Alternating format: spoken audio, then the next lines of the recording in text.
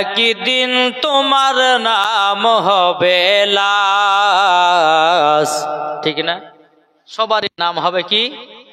লাশ। আমার নাম মাওলানা ওবায়দুল ইসলাম জামালি। আমি মরে গেলে পরে আমার শরীরটা কি হবে? লাশ। তাই বলতেছে একদিন তোমার নাম হবে লাশ, একদিন তোমার নাম হবে লাশ, একদিন তোমার নাম হবে লাশ, একদিন তোমার নাম হবে লাশ। সাদা কাফন পরবে দেহ, রবে না আর আপন কেহ। সাদা কাফন পরবে দেহ, রবে না আর আপন কেহ। বন্ধ হবে রে নিঃশ্বাস, একদিন তোমার নাম হবে লাশ, একদিন আমার নাম হবে লাশ। মসজিদে এলান হবে, একে একে জানবে সবে, সকলে আসবে তোমার বাড়ি, ঠিক না? মসজিদে এলান হবে, একে একে জানবে সবে, সকলে আসবে তোমার বাড়ি। বড় পাতা গরম পানি আনবে কো আতর দানি, বড় পাতা গরম দানি আনবে কো আতর দানি। কেউ গিয়ে কাটবে ঝাড়ের বাস, একদিন তোমার নাম হবে লাশ, একদিন তোমার নাম হবে লাশ, একদিন তোমার নাম হবে লাশ, একদিন তোমার নাম হবে লাশ। তাহলে এত কিসের অহংকার? কি গো, আমাদেরকে একদিন লাশ হইতে হবে, ঠিক না? তাহলে আমরা এখন লাশ হব, অথচ আমাদের অহংকার কমে না। টাকা পয়সার অহংকার, জমির অহংকার, বাড়ি গাড়ির অহংকার। আমার আল্লাহ পাক আল্লাহ তাআলা বলতে, চোখ আমার বান্দা বান্দিরা সবাইকে একদিন অন্ধকারে কবরে যেতে হবে রে বাবা। আমার আল্লাহ বলতেছে, যারা অন্ধকার কবরে যাবে বাবাজি, যার দিলেতে নবীর মহব্বত থাকবে, আল্লাহ বলতেছে উনি মরার পরে জান্নাতি জান্নাতি। জোর বলেন সুবহানাল্লাহ। আচ্ছা, নবীকে ভালোবাসি আমরা? এটা হাত তুলে দেখান। ও মা কালা, শুনে যান, মা রাতের বেলায় মা জননীরা সবাইকে একদিন অন্ধকার কবরে যেতে হবে রে ভাই। অন্ধকার কবর এমন একটা বড় জায়গা, যেই কবরে ইমানদার যদি যায় তো শান্তির জায়গা, বেঈমানদার যদি যায় মরণের কষ্টের জায়গা। ও ভাই, কবর শান্তি পাওয়ার জন্য, কবরে আপনার কিনা কষ্ট পাওয়ার জন্য বাবাজি সোনামানিকেরাও, কবরে যদি মজা পেতে চান আগে দয়াল নবীকে চিনো, মরার পরে জান্নাতি হওয়া যাবে।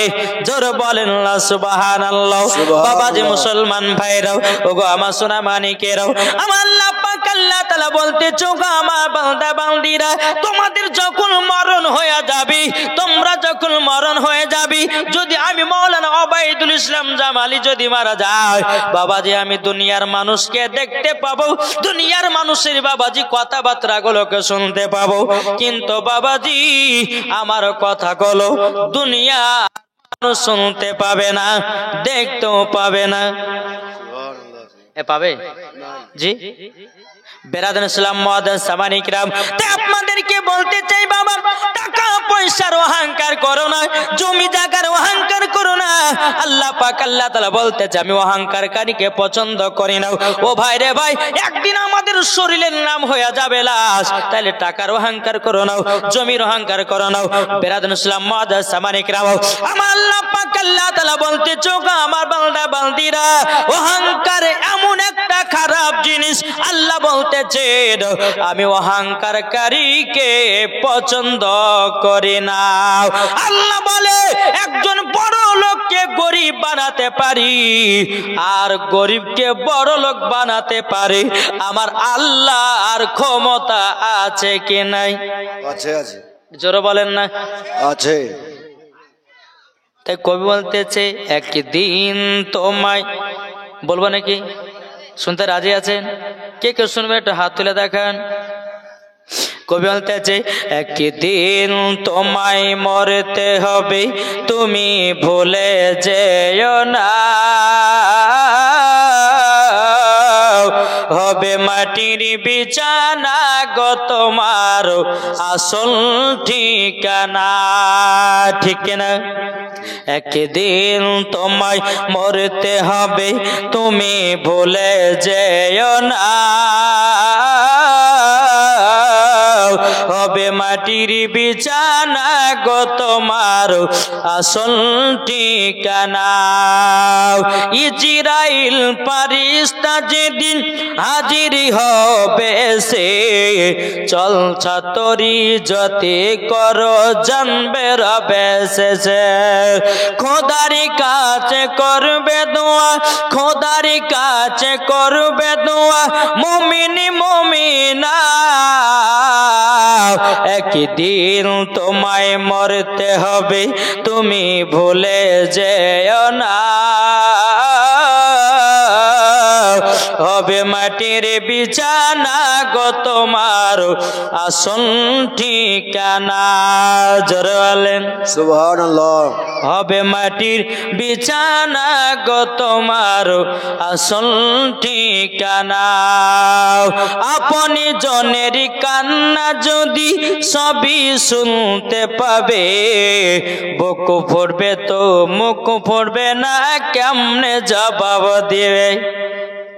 কি গো, ঠিক না? মানুষ মারা গেছে, ওই যে একটু আগে বললাম আমি মারা গেলাম, আমি দুনিয়ার মানুষের কথা সবার বাবা শুনতে পাচ্ছি, কিন্তু বাবাজি আমার কথা কোন দুনিয়ার মানুষ শুনতে পাবে না, আমার বুক পড়বে কিন্তু মুখ পড়বে না। বাবাজি দুনিয়ার মানুষের আমাকে দেখতে পাবে না, দুনিয়ার মানুষের আমার কথা শুনতে পাবে না। তাই বলতেছে আপনি জনেরই কান্না যদি সবই শুনতে পাবে, বুক ফুটবে তো মুখ ফুটবে না, কেমনে জবাব দেবে? কি করে বুঝাবো তোমায়, কি করে বুঝাবো তোমায় মনেরই বেদনা, একদিন তোমায় মরতে হবে, তুমি ভুলে যেও না, হবে মাটির বিছানা গো তোমার আসল ঠিকানা। এই বাবা তাইলে আপনারা আমার কথা একটু বুঝে শুনুন। বাবাজি কবরে যদি মজা পেতে চান, আগে দয়ার নবীকে চিনে নাও। সুবহানাল্লাহ। ঠিক না জি? নবীকে মোহাব্বত করতে হবে, নবীকে মামাজি ভালোবাসতে হবে। আমার আল্লাহ পাক আল্লাহ তাআলা বলতে, জগো আমার বান্দা বান্দিরা, তোমরা যদি নবীকে এক বিন্দু মোহাব্বত করে যদি অন্ধকার কবরে যাও, আমার আল্লাহ বলতেছে ওই কবরে কোনো সাপ আসবে না, ওই কবরে কোনো গজব হবে না, ওই কবরে কোন রকমের বাবা কষ্ট হবে না। আমার আল্লাহ পাক আল্লাহ তাআলা বলতেছে, ওগো আমার বান্দা বান্দিরা, আগে নবী নামাজ, আগে নবী তারপর রোজা, নবী আগে তারপরে কোরআন, নবী আগে হাদিস, তারপর জোরে বলেন সুবহানাল্লাহ। বাবাজি মুসলমান ভাইরা, এই সোনা মানিকেরা, আজ আমরা এমন মুসলমান হলাম রে বাবা, নবীর প্রতি দুরূদ পড়তে চাই না, নবীর প্রতি কেম করতে চাই না।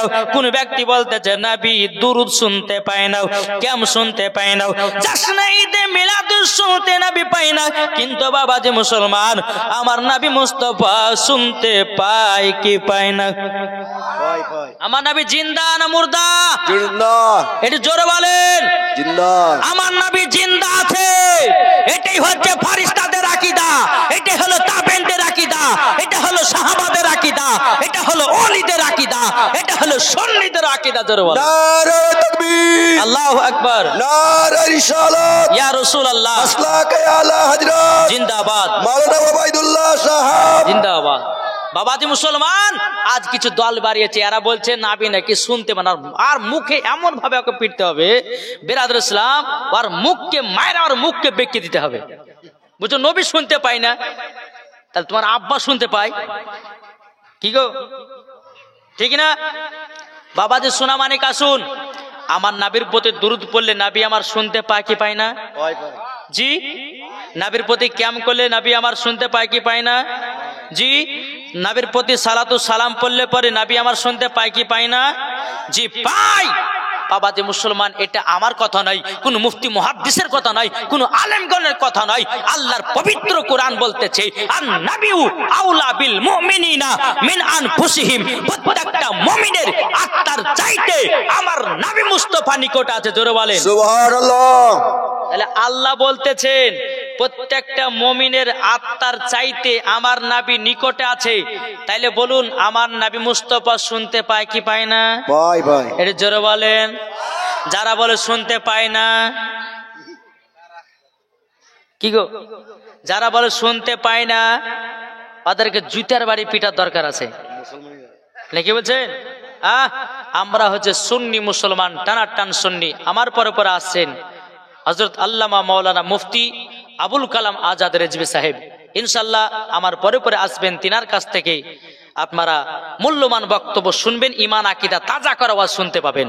জি বিরাদর ইসলাম মুআদ্দাস আমার একরাম, যাই হোক একবার মদিনার দিকে দিলটি লাগিয়ে ঝুমঝুম আওয়াজে দরুদ পড়ুন। আল্লাহুম্মা সাল্লি আলা সাইয়্যিদিনা মাওলানা মুহাম্মাদ ওয়া আলা আলি সাইয়্যিদিনা মাওলানা মুহাম্মাদ সাল্লাল্লাহু আলা মুহাম্মাদিন আলা মুহাম্মাদ হরদম জবান নিকালো পাক পাক নামে মুহাম্মাদ। কই বলতেছে সুন্নিরা বলে তুমি মানলে মানো, গজাল বললে কি অসুবিধা হয়েছে? যা দিলেতে নবীর মোহাব্বত বড় তারাই বাবার গজালের পাগলা। জোরে বলেন। বলতেছে তুমি মানলে মানো, না মানলে মন মানো না। তুমি মানলে মানো, না মানলে মন মানো না। আশিকেরি আসল জান্নাত সোনার মদিনা, আশিকেরি আসল জান্নাত সোনার মদিনায়। তুমি মানলে মানো, না মানলে মন মানো না। আশিকেরি আসল জান্নাত সোনার মদিনায়। আশিক হৃদয়ে যত ইশকেরি জ্বালা। জোরে বলেন সুবহানাল্লাহ। আশিক হৃদয়ে যত ইশকেরি জ্বালা দূর করিতে পারে ওই মদিনাওয়ালা। সুবহানাল্লাহ। হয় না? আশিক হৃদয়ে যত ইশকেরি জ্বালা দূর করিতে পারে ওই মদিনাওয়ালা। তাই মদিনা মদিনা করে, তাই মদিনা মদিনা করি হয়ে যাও ফানা। আশিকেরি আসল জান্নাত সোনার মদিনা। আশিকেরি আসল জান্নাত সোনার মদিনা। যাদের হৃদয়ে আছে নবীর ভালোবাসা ওই তো যাবে দেখো ওই মদিনাওয়ালা। তাই মদিনা মদিনা করে, তাই মদিনা মদিনা করি হয়ে যাও ফানা। আশিকেরি আসল জান্নাত সোনার মদিনা। আশিকেরি আসল জান্নাত সোনার মদিনা। তুমি মানলে মানো, না মানলে মন মানো না।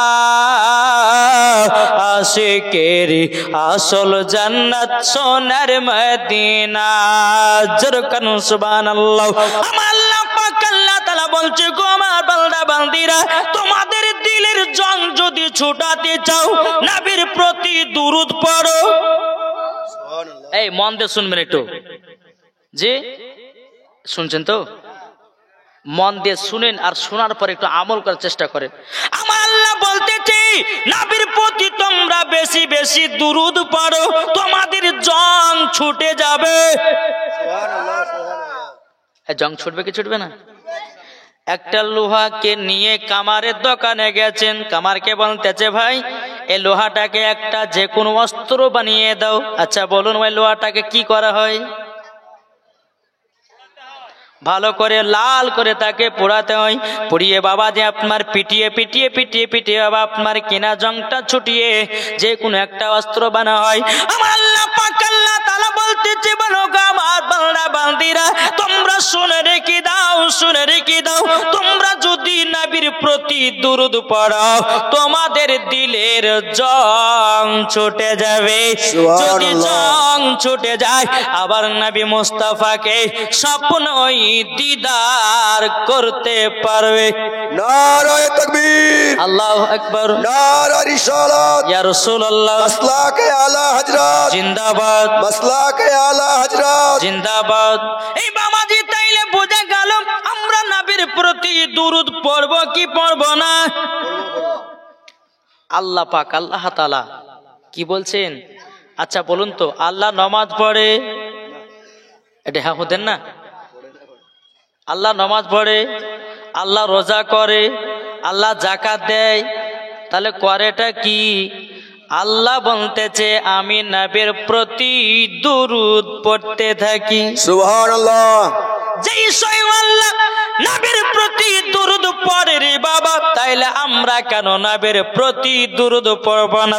আল্লাহর পবিত্র কোরআন বলতেছি ইয়া আইয়ুহাল্লাযীনা আমানু সাল্লু আলাইহি ওয়া সাল্লিমু তাসলিমা। জোরে বলেন সুবহানাল্লাহ। বাবাজি মুসলমান, আমার আল্লাহ পাক আল্লাহ তাআলা বলতেছে গো আমার মুমিন মুসলমানেরাও তোমরা নবীর প্রতি দুরূদ পড়ো। ও ফেরেশতাগণ মণ্ডলীরাও তোমরা নবীর প্রতি বেশি বেশি দুরূদ পড়ো।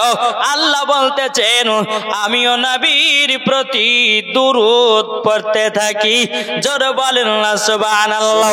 বাবাজি মুসলমান, যেই নবীর প্রতি দুরূদ পড়ে বাঘের হরিণেরাও, যে আপনার নবীর প্রতি দুরূদ পড়ে বাঘেরাও, যে নবীর প্রতি দুরূদ পড়ে বা পাথরে, যে নবীর প্রতি দুরূদ পড়ে আপনার কাছে, যেই নবীর প্রতি দুরূদ পড়ে বাবাজি আসমান জমিনে। জোরে বলেন সুবহানাল্লাহ। যেই নবীর প্রতি দুরূদ পড়ে রে বাবা আপনার মৌমাছিরা।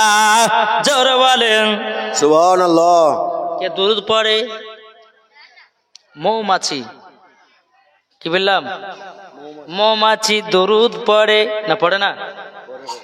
বাবাজি মুসলমান ভাইরাও, এ সোনা মানিকেরা চলুন, যেই মৌমাছিতে নবীর প্রতি দুরূদ পড়ে পড়ে বাবাজি মধু তৈয়ার করে। সুবহানাল্লাহ। এই ঘটনাটা আপনাদের সম্মুখে বাবা তুলে ধরবো, শুনতে রাজি আছেন না নাই? কে কে শুনবেন না হাত তোলেন। শুনবেন তো? বাবাজি মুসলমান, একদিন আমার নবী মুস্তাফা সাহেবে লাউলাক নূরে মুজাসসাম নবী কামলিওয়ালা মাক্কি ও সরদার আহমদে মুক্তার নবী মুহাম্মদুর রাসূলুল্লাহ সাল্লাল্লাহু তাআলা আলাইহি সাল্লাম বাবাজি সাহাবীদেরকে নিয়ে বাবা একটা রাস্তা দিয়ে হেঁটে হেঁটে যাচ্ছেন। যেতে যেতে আমার নবী মুস্তাফা বলতেছে ও সাহাবীরা তবে শুনো গো, এক জায়গাতে আরাম বিশ্রাম করে নাও, আর যার যার কাছে খাবার আছে তোমরা খাবার বের করো। সমস্ত সাহাবীরা বাবা কি করেছেন? বাবাজি ব্যাগ থেকে সমস্ত সাহাবীরা রুটি বের করতেছে। জোরে বলেন সুবহানাল্লাহ। যখন বাবা রুটি বের করারে বাবা রুটি যখন আপনার বের করা হলো, আমার নবী বলতেছে বলে সাহাবীরাও তোমাদের কাছে কি তরকারি আছে বলো, তোমাদের কাছে কি সালন আছে বলো। সমস্ত সাহাবীরা বলছে ইয়া রাসূলুল্লাহ ইয়া হাবিবাল্লাহ নবী গো, ওগো নবীজি শুকনা রুটি তরকারি নাই। বেরাদুল ইসলাম মাদান সামানিক নামও আমার নবী মুস্তাফা নূরে মুজাসসাম নবী কামলিওয়ালা মাক্কি ও সরদার আহমদে মুক্তার নবী মুহাম্মদুর রাসূলুল্লাহ সাল্লাল্লাহু তাআলা আলাইহি সাল্লামের মাথা মুবারকের উপরে একটা মৌমাছি যেন গুনগুন গুনগুন করে আওয়াজ করতেছে। সাহাবীরা বলছে, ইয়া রাসূলুল্লাহ, ইয়া হাবিবাল্লাহ, নবী গো, ওই আপনার মাথা মুবারকের উপরে একটা মৌমাছি যেন গুনগুন গুনগুন করে আওয়াজ করতেছে। ওগো নবীজি, আপনি তো তাদেরও কথা বুঝতে পারেন। জোরে বলেন সুবহানাল্লাহ। সুবহানাল্লাহ।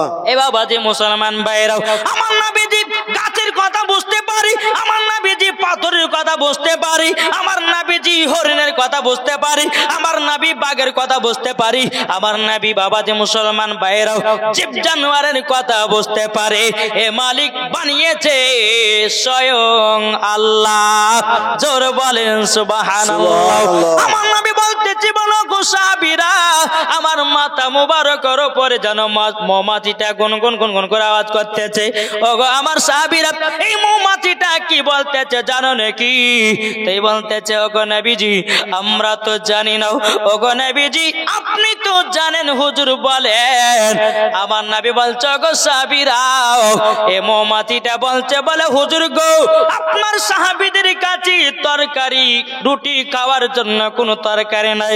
ওগো নবীজি, আপনি এক কাজ করুন, আমাদের একটা মৌমাছির চাক আছে, মৌমাছির চাক থেকে এক বাটি মধু নিয়ে আসুন।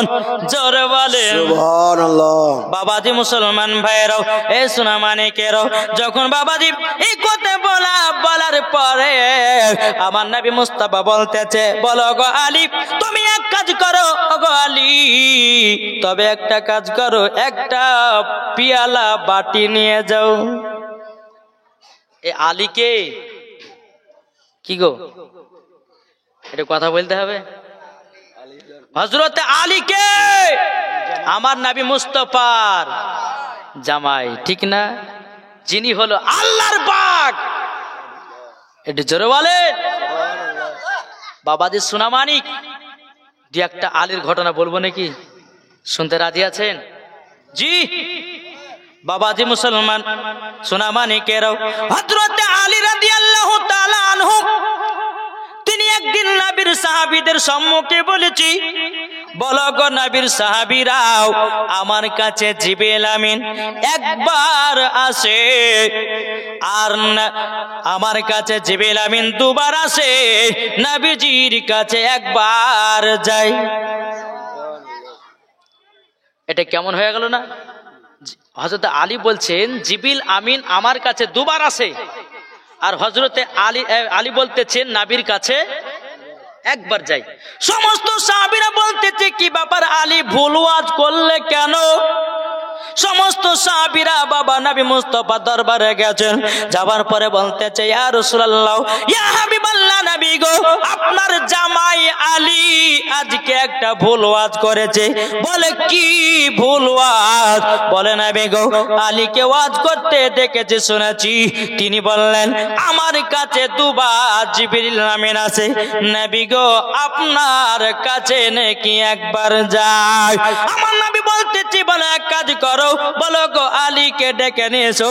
যখন বাবা আলীকে ডেকে নিয়ে আসা হলো, আলী রাদিয়াল্লাহু তাআলা আনহুকে যখন ডেকে নিয়ে আসা হলো, আমার নবীজি বলতেছি, বলো গো আলী, ও আলী, কি ওয়াজ করেছে একটু বলো না। আলী রাদিয়াল্লাহু তাআলা আনহু তিনি বলছে, গো নবীজি, বেয়াদবি মাফ করবেন, ও গো নবীজি, আমি বলেছি আমার কাছে জিবরিল আমিন দুবার আসে, নবীজির কাছে একবার যায়। জোরে বলেন সুবহানাল্লাহ।